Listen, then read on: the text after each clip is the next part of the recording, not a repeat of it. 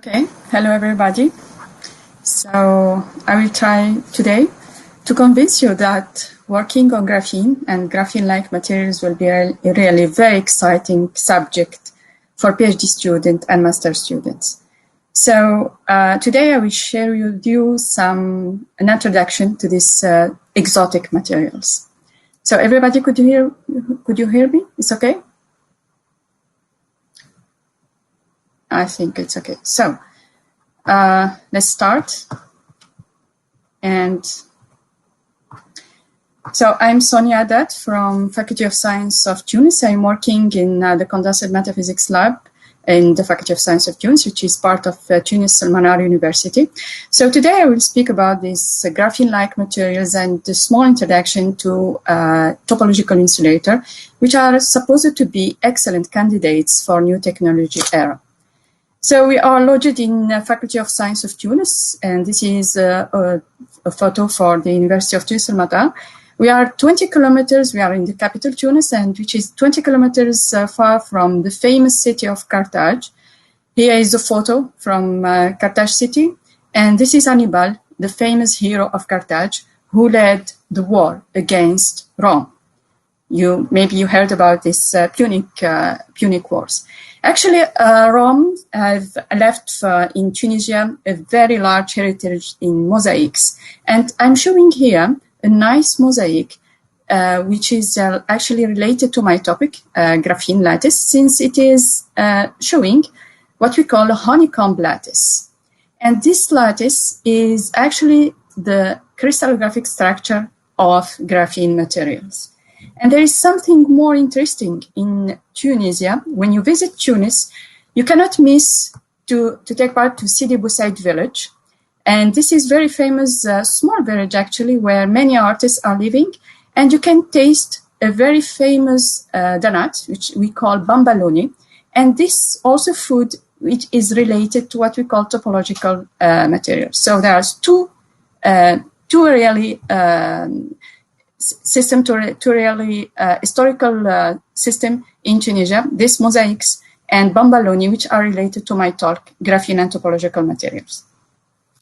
So I will try to convince you that all the technology you can find in Silicon Valley should be actually replaced by what we call Graphene Valley. This is really very amazing material, which attracted since 2004 many scientists, including physicists, chemists, industrials also, biologists, and you will see the large variety of application you can do with this wonder material. So I will start to introduce graphene and two-dimensional materials and to show you what is really graphene and make a small introduction to topological materials. So let's start with graphene and two-dimensional system.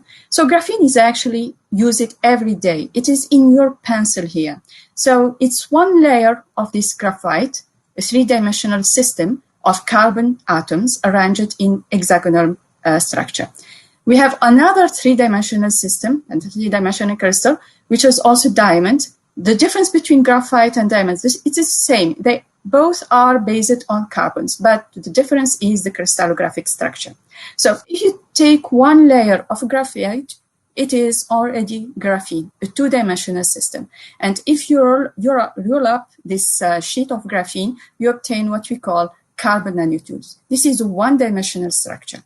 And you can also have a zero-dimensional system, what we call fullerene, of these big molecules of 60 atoms of carbon. And it is really a zero-dimensional system. So this is the big family of carbon atom. And you can actually see graphene when you write on paper. Actually, you are extracting small pieces of graphene. And this is a zoom in. And if you go in under microscope, an optical microscope, you can see these layers of transparent sheets, which are actually graphene. So pencil were already discovered in the 16th century. So actually, we are using this wonder material many hundreds of years ago. So the discovery of graphene was in 2004 by these two guys, Game and Kozlov, who won the Nobel Prize in 2010 because of this famous discovery. Actually, there is a theorem in physics saying that we cannot have a two-dimensional system stable. and because of thermal fluctuations. These two guys showed that actually you can exfoliate the graphene, you can obtain one layer of two-dimensional really system, and it is really stable. And the method they use it was extremely simple. Actually, they take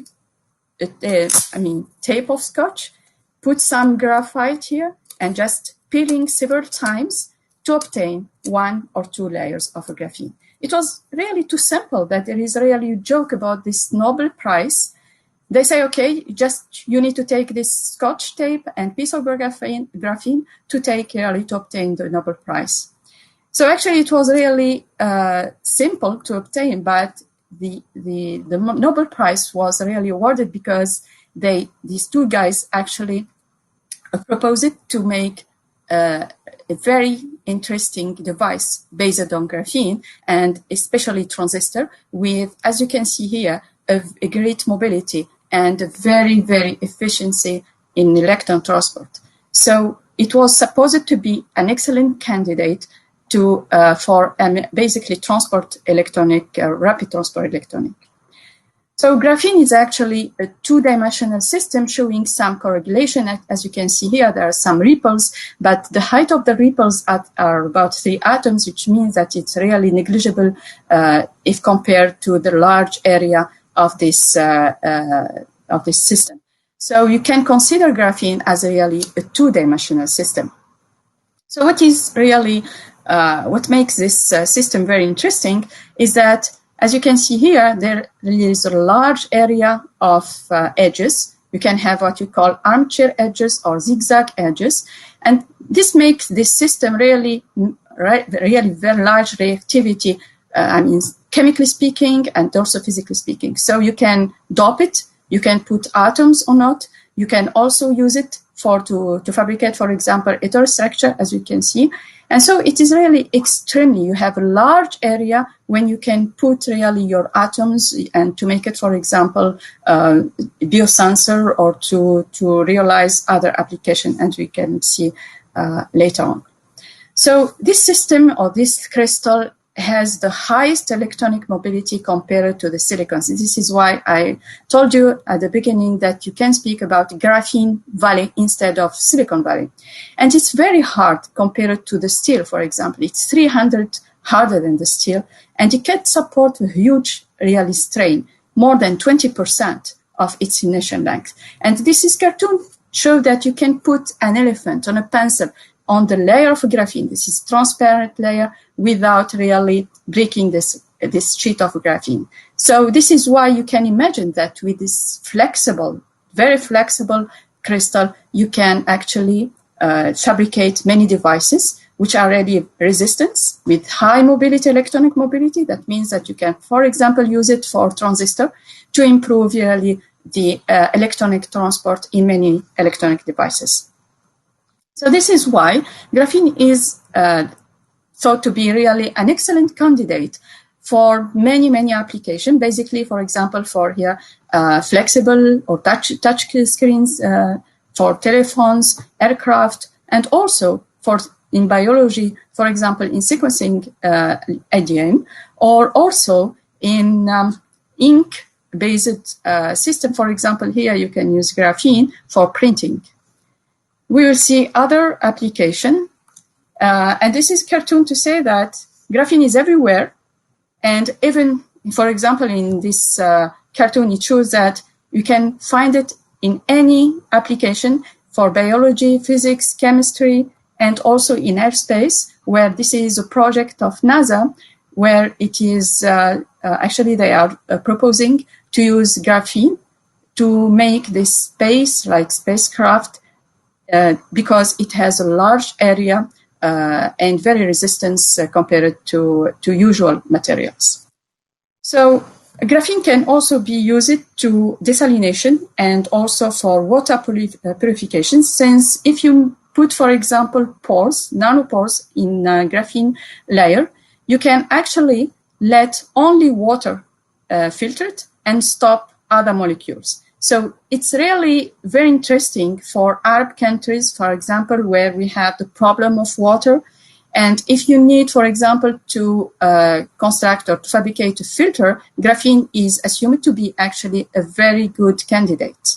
And many filters were already actually synthesized and fabricated.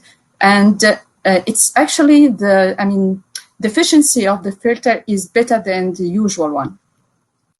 And this is another application in design, and it was actually proposed by the group of Grenoble. And here we can see the group leader, Vincent Boucher.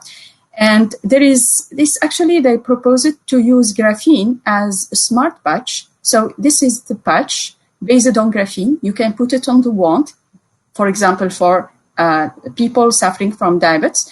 The wand take too much time to be cured. So they proposed to put this patch based on graphene and connect it to some electrodes, and graphene will induce a current regarding its high mobility in electronic mobility.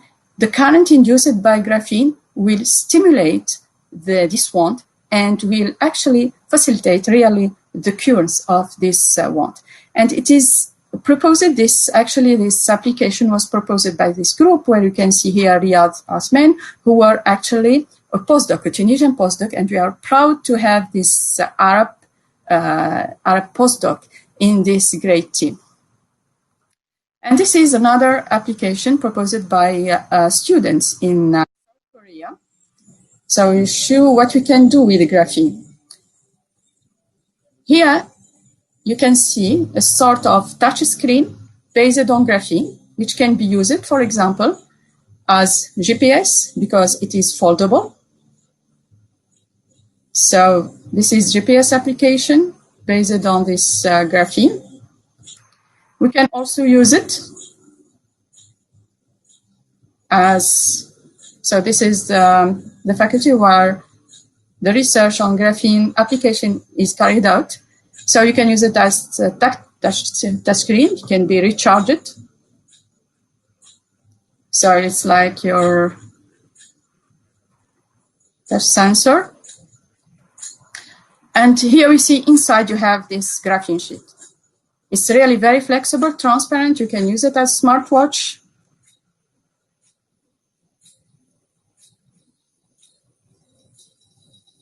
Telephone. So this is really the dream, what we can do with graphene. But actually, it's no more a dream because smartphone based on graphene were already, already used in Nokia and Samsung. So you can use it for many applications. And this is actually the application based on graphene. And this is why Europe have actually mounted this, what they call Graphene Flagship.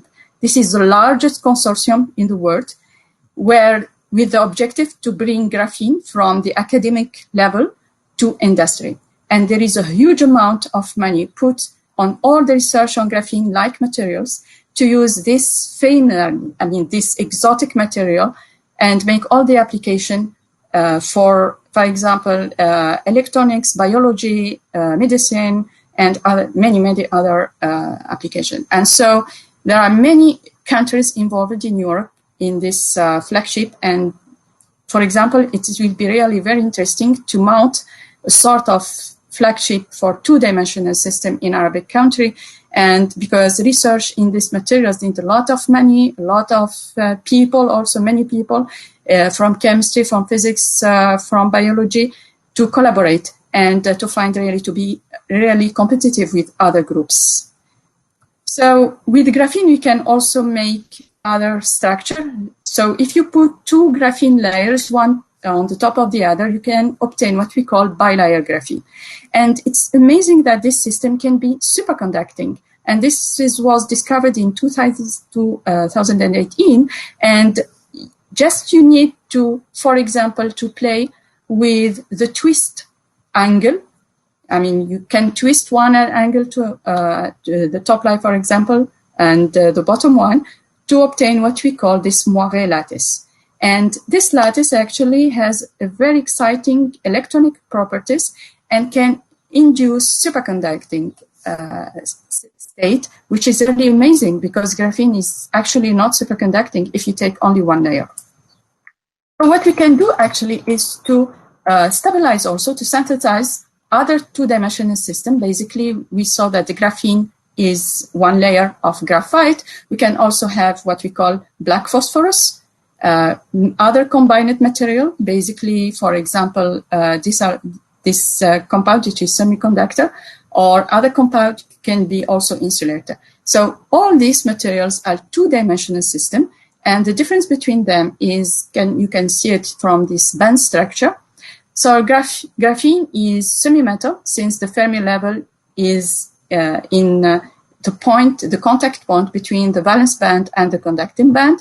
The other system are semiconductors, while the, for example, boron nitride is actually insulator. So depending on the structure of your system, two-dimensional system, you can use for different application.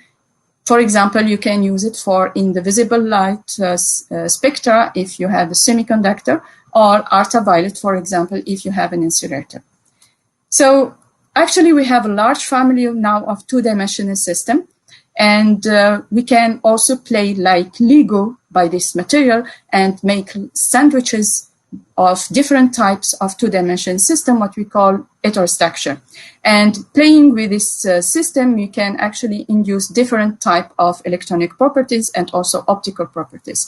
And if it is the case, you can, for example, choose what application you need in electronics or in optic to make really the best choice of your heterostructure.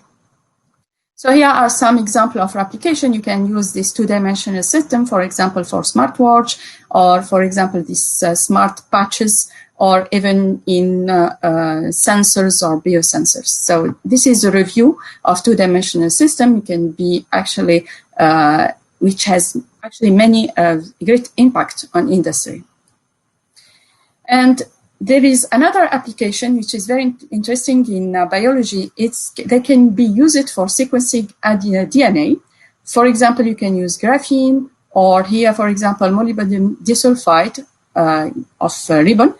And you can, for example, also, there is another application for COVID-19 is to use also graphene to repel this virus, because graphene could be connected to electrodes and it will induce electron current, which be able actually to repel viruses. So what is really graphene? So here is lattice structure of graphene based on carbon atoms. There is two colors indicating that the carbon atoms have different chemical environment, but still they are both carbon, and chemically they are inequivalent. So the lattice structure is hexagonal with the unit cell including two carbon atoms. So to obtain this structure, there is what we call sp2 hybridization between the molecular orbitals, and we can have this sigma bond, which is very strong in the plane, and there is an electron is of this what we call pi orbital perpendicular to the plane, and is responsible for the conduction of graphene. So here the lattice bases in the direct space and the reciprocal space, and we can write the band structure using tight bending model for this electron responsible of the conductivity in graphene. And if you look to the band structure, you see that we have one conduction band connected to the valence band by this point. We have 6 points. So both bands are touching in 1 point. That means that this graphene is a semi-metal. So when we do a zoom in around this point, we are at low energy, close to the Fermi level. So we see that actually the band structure is linear in the momentum space, and the Hamiltonian, the corresponding Hamiltonian, has the same form as the Dirac Hamiltonian. That means that electron in graphene behave like neutrino. So this very, very high speed particle, called neutrino, coming from the sun, for example, have the speed almost equal to the speed of light. But here in graphene, you have the same behavior. That means electron behave like neutrino, but with the speed that is equal to the Fermi velocity. So we have effective particle in this graphene sheet with actually zero mass. This is really amazing and different compared to other semiconducting or other solid state physics. So this is the first time where we can really realize relativistic particles in solid state physics. So really we are using now relativistic theory to study graphene material. So how could we obtain graphene? You already discussed the Scotch method. This is exfoliation method. We can also use many sophisticated methods, like, for example, chemical vapor deposition, or also epitaxy, when you choose really, for example, silicon carbide substrate.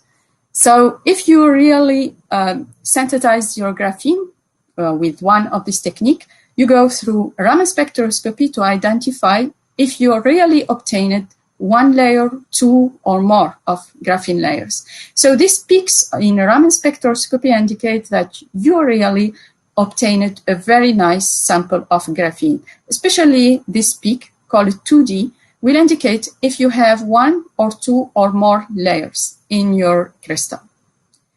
So what we can do also with graphene is to play with strain. So since it is really flexible and very resistant to strain, you can play like origami. This is the Japanese game. So you can do as you like. You can form different shape of, for example, quantum dots, quantum well, using this graphene. And applying a strain on graphene actually will change its electronic properties, and you can also change many applications based on what we call straintronics. So applying a strain also in graphene can generate a very huge magnetic field, almost 3,000 Tesla. For example, when you apply an inhomogeneous strain, you can generate this sort of bubbles, and inside the bubbles, the electron will fill a very huge magnetic field. This 300 Tesla cannot be actually realized in the lab. You can just, for example, have pulsed high magnetic field, but not static magnetic field of 3,000 Tesla. Means that in graphene, you can test fundamental physics with very large magnetic field. And if you apply also an electric field, you will be able to separate electron in this valley, what we call K valley and K prime valley. That means that you can have different currents going in opposite side, for example, and this is actually the basic idea of spintronic. Means that you can have two type of currents carrying different information and can be used in quantum information. So spintronic in some semiconductor is replaced by what we call valleytronics in graphene. You can also use graphene to test what we call Higgs mechanism. The Higgs mechanism was actually the base to discover the Higgs boson in CERN on 2012. And it actually needs to this huge setup, in CERN. But in graphene, you only need actually your scotch and a piece of graphite and apply a small strain to test, theoretically and experimentally, the Higgs mechanism. So graphene actually can be really very interesting lab, to play with relativity and also with cosmology things. You can also find the Higgs mechanism in graphene. So this material has actually opened the way to realize different two-dimensional system, but also topological materials. So in 1988, Harden proposed to use the graphene lattice to test a model we called Harden model. So if you put in your tight bending model, you have the first hopping parameter between two neighbor atoms. You can also put second neighboring hopping parameter between second neighbor atoms. So Harden proposed this typical hopping graph when the parameters are complex, and also they have to follow this special path. So if we do this, you will end by very interesting phenomenon that the system will show an insulating structure. Means that you have conducting band separated by gap from the valence band, but at the same time, you have what we call edge states inside the gap. That means that your system is insulating in the bulk, but can conduct current on the surface. And this is what we call topological material. So topology is known to be as a branch of mathematics interested in describing geometry of different forms. For example, in topology, a dish and this orange are of the same family because they have 0 holes. Whereas the donut, this is Bambaloni of Sidi Boussaid, is the same, actually as a mag because both of them have this 1 hole. But in solid state physics, topology means that you have some invariant, some term that describe the presence of these edge states, which are really very robust against disorder. So for three-dimensional system, the system will be actually insulating in the bulk, but will conduct current on its surface. If the system is two-dimensional, it will be insulating in the surface, but will show this conducting current channels at the border. Means that it will be metallic on the board and insulating in the surface. This is really very amazing. It's like zombie actually can have alive and dead behavior in the same time. So it's insulating and it's conducting in the same time. And this character may really open the way for very interesting applications. And especially what we can do is really to use these topological edge states because they are propagating in opposite direction. So they will carry on the opposite direction, different information can be used, for example, as 0 or 1 bits. So in quantum computing, you can use superconducting materials or quantum dots and even topological materials.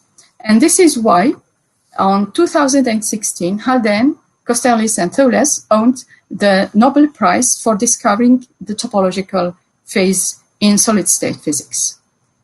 So to conclude, I try to show you that there is plenty of rooms in the physics of two-dimensional system and topological materials, especially in graphene.